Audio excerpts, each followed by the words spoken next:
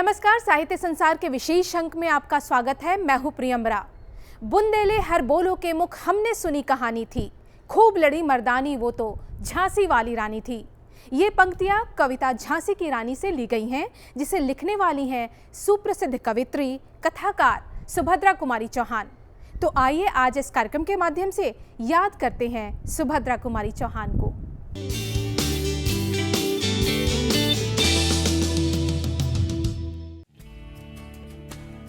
सुभद्रा कुमारी चौहान का जन्म 16 अगस्त 1904 को इलाहाबाद के समीप निहालपुर गांव में एक जमींदार परिवार में हुआ था। सुभद्रा चंचल और कुशाग्र बुद्धि की थीं। वे बचपन से ही काव्य लेखन की ओर उन्मुख हुईं। मात्र 9 वर्ष की आयु में पहली बार उनकी कविता प्रयाग से निकलने वाली एक पत्रिका में प्रकाशित हुई थी।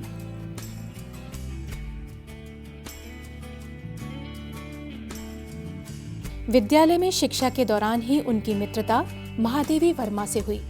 यद्यपि महादेवी उनसे छोटी कक्षा में थीं, फिर भी इन दोनों की मित्रता इतनी गहरी हुई कि आजीवन बनी रही। इस बारे में महादेवी वर्मा लिखती हैं, 7वीं और 5वीं कक्षा की विद्यार्थिनियों के सख्य को सुभद्रा जी के सरल स्नेह ने ऐसी अमीट लक्ष्मण रेखा से घेरकर सुरक्षित रखा कि समय उस पर कोई रेखा नहीं खींच सका। सुभद्रा जी के साथ अपनी मित्रता के बारे में महादेवी वर्मा लिखती हैं, एक 7वीं कक्षा की विद्यार्थिनी एक 5वीं कक्षा की विद्यार्थिनी से प्रश्न करती है, क्या तुम लिखती हो? दूसरी ने सिर हिलाकर ऐसी अस्वीकृति दी जिसमें हाँ और नहीं तरल होकर एक हो गए थे। प्रश्न करने वाली ने इस स्वीकृति अस्वीकृति की संधि से खींच कर कहा, तुम्हारी क्लास की लड़कियां तो कहती हैं कि तुम गणित की कॉपी तक में कविता लिखती हो। दिखाओ अपनी कॉपी। और उत्तर की प्रतीक्षा में समय नष्ट न कर वह कविता लिखने की अपराधिनी को हाथ पकड़कर खींचती हुई उसके कमरे में डेस्क के पास ले गई। नित्य व्यवहार में आने वाली गणित की कॉपी को छिपाना संभव नहीं था, अतः उसके साथ अंकों के बीच में अनाधिकार सिकुड़कर बैठी हुई तुकबंदियां अनायास पकड़ में आ गई। इतना दंड ही पर्याप्त था, पर इससे संतुष्ट न होकर अपराध की अन्वेषिका ने एक हाथ में वह चित्र विचित्र कॉपी थामी और दूसरे में अभियुक्ता की उंगलियां कसकर पकड़ी और वह हर कमरे में जा जाकर इस अपराध की सार्वजनिक घोषणा करने लगी। 9वीं कक्षा के बाद ही सुभद्रा कुमारी की पढ़ाई छूट गई।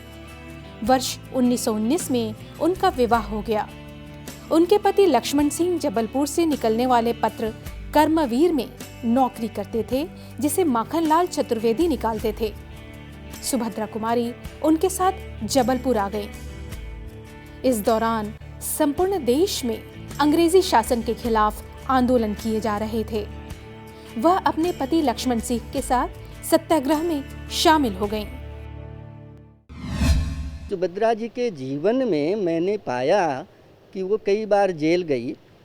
उनके पति जेल गए, उसके बाद ये भी जेल गई और अपने बच्चों को ईश्वर पर छोड़ करके, जैसा उन्होंने लिखा है कि मुझे तुम्हारे ऊपर पूर्ण विश्वास है। और एक बहुत बड़ी बात उन्होंने लिखी कि सबका पहले तुम भला करना, सबकी ओर दृष्टि रखना, और अगर हमारे पति ने, मेरे पति ने कोई अच्छा कर्म किया हो तो उसको ध्यान में रख करके मेरे बच्चों का भी ध्यान रखना। तो ये एक बहुत बड़ी बात होती है कि एक तरफ कितना मोह व्याप्त होता है लोगों को अपने बच्चों के प्रति, हर कोई को पता है, सभी को। लेकिन जब राष्ट्र की बारी आई तो उन्होंने उन बच्चों को भी छोड़ दिया। तो भारतीय नारी का एक विशाल दृष्टिकोण, एक विशाल जो आकलन है वो उनके जीवन में मिलता है। और इस मातृत्व को, मातृत्व जो है केवल बच्चों तक नहीं आधारित होती है। जब वो बच्चों के बाद जब राष्ट्र को और समाज की आवश्यकता होती है तो मातृत्व वहाँ भी प्रखर होती है। वो जेल में भी जब गई तो वहाँ पर भी वो मातृत्व पूर्णतया प्रकट हुआ। वो अपने बच्चों की चिंता नहीं करती है। जो अपनी बहनें आई थी उनके बच्चे जब वहाँ थे तो उनका साज संभाल करना वो उन्होंने पूरी तरह निभाया। एक बार की घटना है कि जो किसी बहनों की जो जेल में थी, बच्चे बड़े भूखे थे तो उनको खाने के लिए कुछ चाहिए था, तो कुछ नहीं मिला। तो उन्होंने क्या किया, जो कैदियाँ आई थी, जो मातृशक्तियाँ कैदी के रूप में आई थी, तो दाल को वो करने का, दाल बनाने का उसको दिया गया था जिम्मेदारी। तो उससे कुछ दाल लिया और दाल को भून करके उन बच्चों को खिलाया। तो उस समय कई बार ये प्रॉब्लम, ये समस्या आई कि क्या ये चोरी नहीं है? या सत्य और अहिंसा, गांधीवादी थी, सत्य और अहिंसा के विरुद्ध ये बातें नहीं हुई?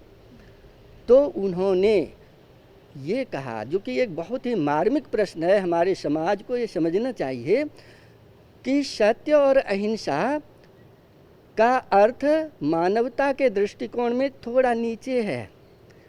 उन्होंने कहा कि जहाँ पर मानवता, जहाँ पर किसी भी व्यक्ति को किसी शासक के द्वारा निर्मित कानून के द्वारा भूखा रखा गया हो, तो उस कानून को तोड़ना ही सत्य है, वही अहिंसा है, वही मानवता है। मानव धर्म श्रेष्ठ धर्म होता है, वो उन्होंने प्रतिपादित कर दिया।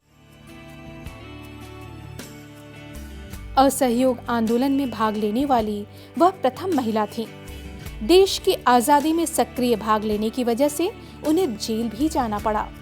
वे जिस सहजता से देश की पहली स्त्री सत्याग्रही बनकर जेल तक जाने को तैयार थीं, उसी तरह अपने घर में, बाल बच्चों में और गृहस्थी के छोटे मोटे कामों में भी रमी रह सकती थीं। पति के साथ वह राष्ट्रीय आंदोलन में बराबर सक्रिय भाग लेती रहीं। वह साहित्य एवं राजनीतिक जीवन में समान रूप से योगदान देती रहीं और साथ ही अपने कर्तव्यों का पालन भी करती रहीं।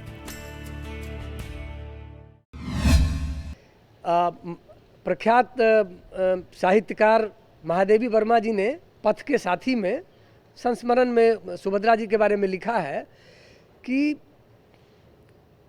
उस समय इतनी पीड़ा सहने के बाद अपने परिवार को, अपने 4 बच्चों को बिल्कुल ईश्वर के भरोसे छोड़ देने के बाद महिला कैदियों और उनके बच्चों के प्रति ऐसी मानवता दिखाना, ऐसा बिल्कुल ये कोई आदर्श नारी ही कर सकती हैं। और महादेवी वर्मा की जो एग्जैक्ट पंक्तियां हैं वो तो मुझे नहीं याद है, लेकिन उनका भावार्थ बोल रहा हूँ कि उन्होंने लिखा है कि आज जब किसी को ये सुनाया जाएगा, आज जब कोई ये पढ़ता है, तो उसको सहज विश्वास नहीं हो सकता है कि कोई नारी ऐसी आदर्श नारी भी हो सकती है जो कि अपने 4 बच्चों को भगवान पर छोड़ करके, कि ईश्वर उनका देखेंगे, ईश्वर पर छोड़ करके अब फिर जो साथी महिला कैदियों के बच्चों का इतना ध्यान रखे, ऐसी आदर्श नारी तो इतिहास में और भी हुई हैं, लेकिन विरले ही हुई हैं। तो इस तरह से उनका स्वाधीनता आंदोलन में कई स्तर का योगदान है, न सिर्फ साहित्यकार के रूप में बल्कि एक आदर्श महिला के रूप में, और महिलाओं को स्वाधीनता आंदोलन में सर्वस्व न्यौछावर करके कूद जाने के लिए प्रेरित करने के रूप में, प्रेरक के रूप में बहुत बड़ा योगदान है। सुभद्रा जी के लेखन पर भारतीय स्वतंत्रता संग्राम की गहरी छाप दिखती है। कहानियों में उन्होंने जो तात्कालीन सामाजिक कुरीतियाँ थी, जो नारी पुरुष जो असमानता थी, महिलाओं को उस समय उतने अधिकार प्राप्त नहीं थे, कहानियों में उन्होंने उसके बारे में भी लिखा है। तो इससे पता लगता है कि सुभद्रा जी कई स्तरों पे जो है राष्ट्र निर्माण में, आज़ादी के आंदोलन में, स्वाधीनता आंदोलन में योगदान कर रही थी। एक तरफ हमारे जो भारतीय समाज के अंतर्विरोध है, नारी पुरुष असमानता, नारियों को उनके मन का जीवन जीने नहीं दिया जाता, उस पर भी वो लिख रही थी कि ये नहीं होना चाहिए। और झांसी की रानी कविता ऐसी जुबान पे चढ़ी कि उस कविता को जानकर, उस कविता को सुनकर, पढ़कर कई सारी नारियों ने बिल्कुल अपने पारिवारिक सामाजिक दायित्व को थोड़े समय के लिए, समय समय पर तिलांजलि देकर स्वाधीनता आंदोलन में खुलकर भाग लिया। और इस तरह से जब स्वाधीनता आंदोलन में खुलकर भाग लिया, तो जो एक स्वाधीनता आंदोलन का जो एकांगी पक्ष हुआ करता था कि केवल पुरुष भाग लेते थे, नारियां केवल घर का काम करती थी, सुभद्रा जी के साहित्यिक अवदान के कारण स्वाधीनता आंदोलन का एक नारी पुरुष समानता के रूप में एक सर्वांगीण पक्ष बन पाया, योगदान बन पाया। एक उनकी जो उन्होंने समय समय पे डायरियाँ लिखी जो कि काफ़ी कुछ अप्राप्य हैं। उनकी डायरी के 2 पन्ने मिलते हैं। बाकी उनकी पुत्री सुधा चौहान जी ने अपने पिता ठाकुर लक्ष्मण सिंह चौहान और अपनी माता सुभद्रा कुमारी चौहान दोनों को मिला करके एक जीवनी लिखी है। उस जीवनी में उन्होंने जेल में, सुभद्रा जी के जेल में बिताए क्षणों के बारे में लिखा है और उसको सुभद्रा जी ने जो लिखा है उसको विस्तार भी किया है। उसमें एक बड़ा अच्छा प्रसंग आता है कि अंग्रेज़ों की देखिए फूट डालो और शासन करो की नीति ऐसी थी कि वो जेल में जो महिलाओं को रखते थे उसमें भी वो विभेद करते थे, A grade, B grade, C grade, और उसमें विभेद करके वो महिलाओं में भी एक फूट डालते थे कि ये महिलाएं एक आज़ादी के एक समान उद्देश्य के लिए कभी एक ना हो पाए। तो जो धनी घरों की महिलाएं थीं उन महिलाओं को ए ग्रेड के कैदी के रूप में रखा जाता था। सुभद्रा जी की आर्थिक स्थिति बहुत अच्छी नहीं थी लेकिन बहुत गरीब भी नहीं थी, तो इनको जब कभी रखा गया तो बी ग्रेड के कैदी के रूप में रखा गया और सी ग्रेड में नितांत धनहीन महिलाएं, नितांत गरीब महिलाएं रखी जाती थी। और इतना अमानुषिक अंग्रेज़ों का बर्ताव था कि छोटे छोटे जिन महिलाओं के छोटे छोटे बच्चे थे उनको भी साथ में कैदी के रूप में रखा जाता था और उनको खाना नहीं दिया जाता था। और एक बहुत बड़ी बात थी कि ए ग्रेड में जो खाना बच जाए वो बी ग्रेड सी ग्रेड में नहीं जा सकता था, भले ही बी ग्रेड और सी ग्रेड की महिला कैदियां भूखी रह जाएं, उनके बच्चे भूख से बिलखते रह जाएं। सुभद्रा जी ने अंग्रेज़ों के लाख बंधनों के बावजूद, सुभद्रा जी को मालूम था बी ग्रेड की कैदी थी, जब वो देखती थी कि सी ग्रेड की महिला कैदियों के बच्चे को खाना नहीं मिल रहा है बच्चों को, तो अपना खाना, अपना पेट काट करके, अपनी भूख को कम करके, अपनी भूख को नहीं मिटा करके उन छोटे छोटे बच्चों के लिए सी ग्रेड की महिला कैदियों के पास वो खाना भेजती थी और उसको खाना खिलाती थी।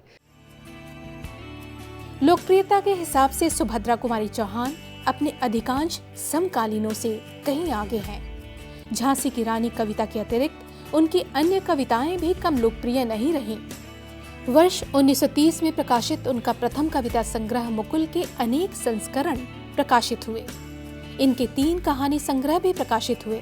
1932 में बिखरे मोती, 1934 में उन्मादिनी और 1947 में सीधे सादे चित्र।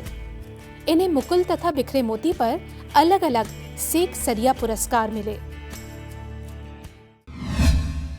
सामाजिक परिप्रेक्ष्य और राष्ट्रीय परिप्रेक्ष्य ऐसा था, एक तरफ समाज हमारा कई तरह के रूढ़ियों से घिरा हुआ था, दूसरी तरफ एक राष्ट्र के रूप में इनको स्वतंत्र होने की भी तड़प थी, तो दोनों का सम्मिश्रण उनके व्यक्तित्व में हुआ।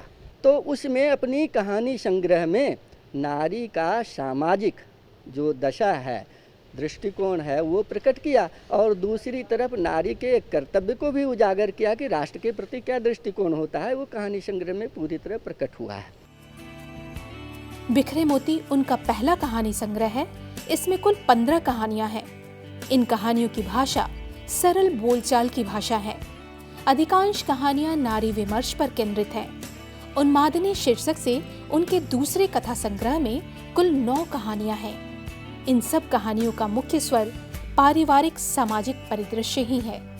सीधे सादे चित्र सुभद्रा कुमारी चौहान का तीसरा व अंतिम कथा संग्रह है। इसमें कुल 14 कहानियां हैं। सुभद्रा कुमारी चौहान ने कुल 46 कहानियां लिखी और अपनी व्यापक कथा दृष्टि से वे एक अति लोकप्रिय कथाकार के रूप में हिंदी साहित्य जगत में सुप्रतिष्ठित हैं। गजानन माधव मुक्तिबोध जो एक बहुत बड़े कवि हुए हैं, उन्होंने सुभद्रा जी के का जो साहित्य है, उनकी जो बहुत विपुल साहित्य नहीं है, लेकिन जो भी साहित्य है उसके बारे में उन्होंने लिखा है कि सुभद्रा जी की साहित्य की भाषा ऐसी बिल्कुल सरल ऐसी सरल है कि जिसको कहते हैं कि एक कम पढ़ा लिखा एक लेमैन को भी बिल्कुल पहली बार में वो समझ में आ जाएगी। न सिर्फ समझ में आ जाएगी बल्कि उसको प्रेरणा भी मिलेगी कि एक राष्ट्र के प्रति हमारा एक नागरिक होने के नाते क्या कर्तव्य होना चाहिए, एक प्रेरणा भी उसको मिलेगी। और मुक्तिबोध ने उनके बारे में लिखा है कि बिल्कुल आदर्श नारी रहीं, बहुत कम समय में उन्होंने जो साहित्यिक योगदान किया वो आने वाले कई वर्षों तक न सिर्फ महिला साहित्यकारों बल्कि पुरुष साहित्यकारों के लिए भी प्रेरणा का स्रोत रहेगा।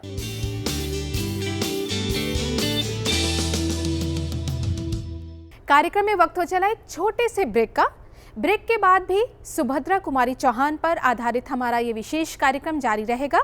देखते रहिए लोकसभा टीवी।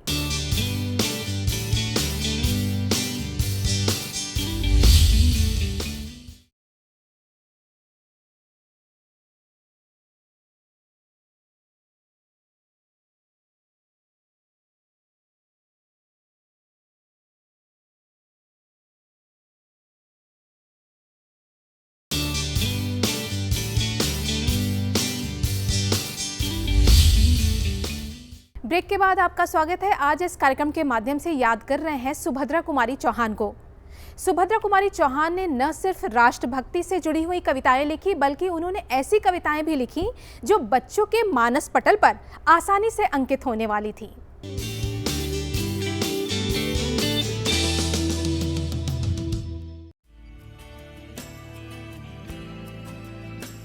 सुभद्रा कुमारी चौहान ने बचपन से जुड़ी कविताएं भी लिखी हैं जो अद्वितीय हैं।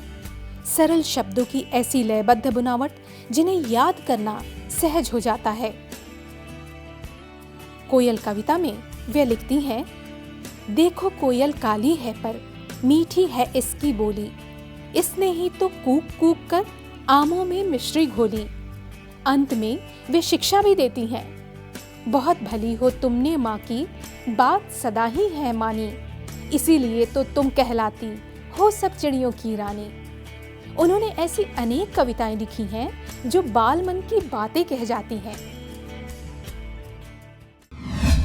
जो एक बड़ी ही प्रसिद्ध कविता है कदम का पेड़, उस कदम के पेड़ कविता के माध्यम से सुभद्रा जी ने बिल्कुल एक बाल सुलभ मन में जो तरंगें उठती हैं राष्ट्र के प्रति दायित्व के बारे में और अपने पारिवारिक जीवन के बारे में जो तरंगें उठती हैं उसको बड़ा अच्छा उन्होंने व्यक्त किया है। एक बाल सुलभ जो एक आकांक्षा होती है, एक उत्साह होता है, एक जो अभिलाषा होती है, यह कदम का पेड़ अगर माँ होदा जमुना तीरे, मैं भी उस पर बैठ कन्हैया बढ़ता धीरे धीरे।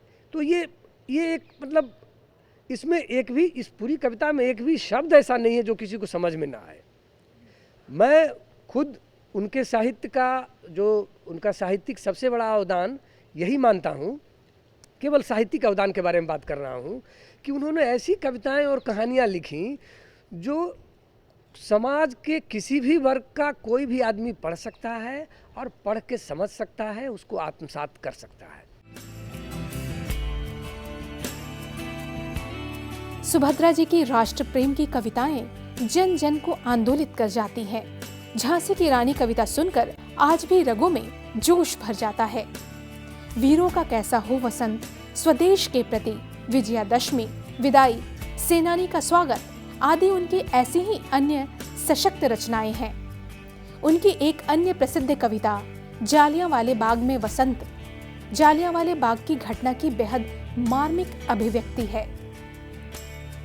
यहाँ कोकिला नहीं काग है शोर मचाते, काले काले कीट भ्रमर का भ्रम उपजाते, कलियां भी अधखिली मिली हैं कंटक कुल से, वे पौधे व पुष्प शुष्क हैं अथवा झुलसे, परिमलहीन पराग दाग सा बना पड़ा है, हा यह प्यारा बाग खून से सना पड़ा है। ओ प्रिय ऋतुराज किंतु धीरे से आना, यह है शोक स्थान यहाँ मत शोर मचाना। मैं थोड़ा राष्ट्रवादी कविताओं के बारे में, जालियांवाला बाग के बारे में कहना चाहूँगा कि बसंत शब्द से उनकी 3 कविताएं हैं, 2-3 कविताएं हैं। तो जलियांवाला बाग में जो इतना अंग्रेज़ों ने नृशंस हत्याकांड किया था, जिसमें बुजुर्ग, पुरुष, महिलाएं, बच्चे और दुधमुहे बच्चे तक मारे गए थे, गोलियों के शिकार हुए थे, उसके बारे में जो कविता उन्होंने लिखी है, उसमें उन्होंने प्रकृति का आह्वान किया है। सुभद्रा जी ने कहा है कि हवा को कहा है कि तुम देखो जलियांवाला बाग जो ऐसा है कि यहाँ पर तुम पवन धीरे धीरे बहना। पुष्प के बारे में कहा है कि तुम आना तो जरूर, लेकिन बहुत ज़्यादा यहाँ सुगंधी बिखेरने की ज़रूरत नहीं है। यहाँ पे एक बहुत ही ऐतिहासिक स्थल है, यहाँ जो लोगों ने राष्ट्र की आज़ादी के लिए कुर्बानी दी है, इसलिए तुम धीरे धीरे खुशबू बिखेरना। ये उनकी कविताओं में 3-4 पंक्तियों में, उस पूरी कविता में 3-4 पंक्तियों में इसका वर्णन आता है, लेकिन उसका सार यही है कि प्रकृति का उन्होंने आह्वान किया है। और ये बिल्कुल वातावरण चित्रण प्रधान शैली में उन्होंने लिखा है। ये ऐसा लिखा है कि जो भी इस कविता को पढ़ेगा उसको लगेगा कि मैं पढ़ नहीं रहा हूँ, सिर्फ पढ़ ही नहीं रहा हूँ, बल्कि मेरे सामने एक साक्षात एक जो है बिल्कुल एक बिंबों के माध्यम से, प्रतीकों के माध्यम से बिल्कुल मेरे सामने एक साक्षात घटना घट रही है। ऐसी कविताएं उन्होंने लिखी। 15 फरवरी 1948 को मात्र 44 साल की आयु में सुभद्रा जी की एक सड़क दुर्घटना में मृत्यु हो गई। उनके सम्मान में भारतीय डाकतार विभाग ने वर्ष 1976 में 25 पैसे का एक डाक टिकट जारी किया था। सुभद्रा कुमारी चौहान जी ने एक छोटा सा जीवन 44 साल का पाया था, और हम उनके साहित्य के बारे में अगर कहें तो अपने यहाँ परंपरा है कि साहित्य में कितनी रचनाएं लिखी, उस पर हम लोग ये निर्णय लेते हैं कि कितने बड़े साहित्यकार हैं।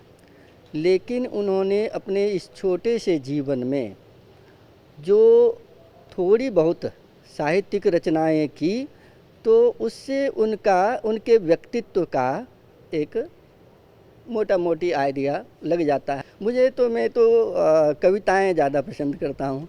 तो कविताओं में जो भी बहुत सारे लोग जो सुने हैं, तो जैसे झांसी की रानी के ऊपर है, कदम का पेड़ है, ये सारी कविताएं। तो झांसी की रानी में तो ऐसा कहा जाता हरबोलों के मुख से सुनी कहानी थी। तो वो हरबोलों के मुख से सुनी हुई कहानी देश के जन जन के मुख से सुनी हुई कहानी बन गई। मैं समझता हूँ झांसी की रानी के बारे में जो बच्चे से लेके बूढ़े तक और नर नारी सभी के मुख पर जो बातें आई, वो उनकी कविताओं से ही आई। उनकी कहानियों में देश प्रेम के साथ साथ समाज की विद्रुपता, अपने को प्रतिष्ठित करने के लिए संघर्षरत नारी की पीड़ा और विद्रोह के स्वर देखने को मिलते हैं। उनकी अधिकांश कहानियां सत्य घटनाओं पर आधारित हैं, तो वहीं उनकी कविताओं में देशभक्ति, वात्सल्य, प्रेम के स्वर हैं। मेरा नया बचपन कविता पुत्री प्रेम को समर्पित है। वे लिखती हैं, पाया मैंने बचपन फिर से, बचपन बेटी बन आया, उसकी मंजुल मूर्ति देखकर मुझ में नवजीवन आया। मैं भी उसके साथ खेलती खाती हूँ, तुतलाती हूँ, मिलकर उसके साथ स्वयं मैं भी बच्ची बन जाती हूँ। जिसे खोजती थी बरसों से, अब जाकर उसको पाया, भाग गया था मुझे छोड़कर, वह बचपन फिर से आया। झांसी की रानी इनकी बहुचर्चित रचना है, जो आज भी गाई और गुनगुनाई जाती है। चमक उठी सन 57 की वह तलवार पुरानी थी, खूब लड़ी मर्दानी वह तो झांसी वाली रानी थी। ये इसकी एक एक पंक्तियां पढ़ करके बिल्कुल एक राष्ट्र प्रेम का ऐसा ज्वार, एक ऐसा उद्वेग उठता है कि आज देखिए कोई आज़ादी की लड़ाई लड़ने का माहौल नहीं है, लेकिन फिर भी वो कविताएं हमें ये प्रेरणा देती है, हमें ये एहसास दिलाती हैं कि आज भी जो समाज में, आज भी जो देश को तोड़ने की बातें कभी कभी सुनने को आती है, उन सारी घटनाओं के प्रति जो राष्ट्र प्रेम का ज्वार और जो एक उद्वेग होता है, वो सुभद्रा जी की कविताओं में बखूबी मिलता है।